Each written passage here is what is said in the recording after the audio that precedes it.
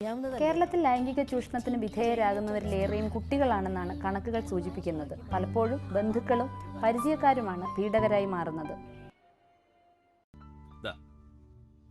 ഇത് ടോമി, എന്റെ ഫ്രണ്ടാണ്. ഉച്ചയ്ക്ക് കഴിക്കാനുണ്ടോ? എന്തെങ്കിലും സ്പെഷ്യൽ ഉണ്ടാക്കണം.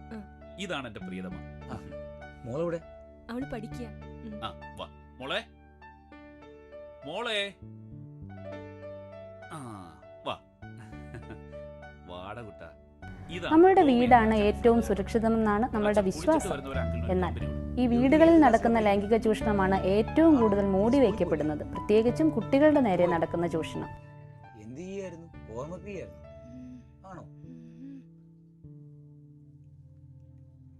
കുട്ടികൾ ഇരയാക്കപ്പെടുന്ന ലൈംഗിക ചൂഷണത്തിലേറെയും കുട്ടിയോടുള്ള സ്നേഹപ്രകടനമായിരിക്കും തുടങ്ങുക. ഒരുപക്ഷെ ശരീരം വേദനിക്കും വരെ കുട്ടിയും ഇത് തന്നോടുള്ള സ്നേഹപ്രകടനമായും കണക്കാക്കുക.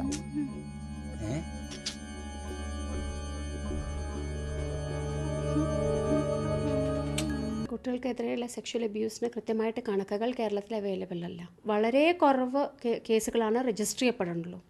അതുകൊണ്ട് ഇതിൻ്റെ ഒരു കണക്കുകൾ എന്ന് പറയുന്നത് വളരെ കൂടുതലായിരിക്കാം. അതിലൊരു ചെറിയ അംശമാണ് നമ്മൾ അറിയണുള്ളൂ, റെക്കോർഡ് ചെയ്യപ്പെടുന്നുള്ളൂ, അല്ലെങ്കിൽ രജിസ്റ്റർ ചെയ്യപ്പെടുന്നുള്ളൂ. കേരളത്തിൻ്റെ ഒരു അവസ്ഥ പറഞ്ഞാൽ ആൺകുട്ടികളും പെൺകുട്ടികളും ഏകദേശം ഒരേപോലെ തന്നെ വിധേയരാവുന്നുണ്ട്.